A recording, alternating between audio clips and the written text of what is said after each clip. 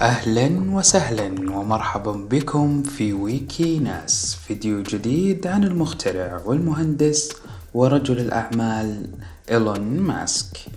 المخترع إيلون ماسك أصله كندي مولود في جنوب أفريقيا والآن أمريكي الجنسية. أسس عدة شركات أبرزها شركة تسلا وشركة سبيس إكس وشركة نيورولينك. شركة تسلا لصناعة السيارات وهي الآن الأذكى والأقوى تحملاً. Yeah, so this is using only cameras and a GPS. So there's no LiDAR or radar being used here. This is just using passive optical, which is essentially what a person uses. The whole road system is meant to be navigated with passive optical or cameras.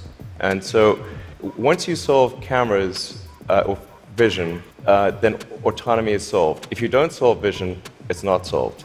So that's why our focus is so heavily on having a vision neural net that's very effective for road conditions. شركة سبيس إكس لرحلات الفضاء.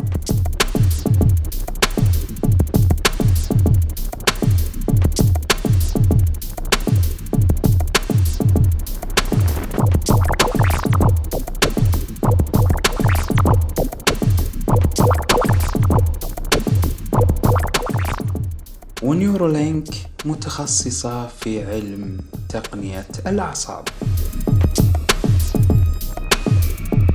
وهذه أبرز المعلومات عن المخترع إيلون ماسك. Thank you very much.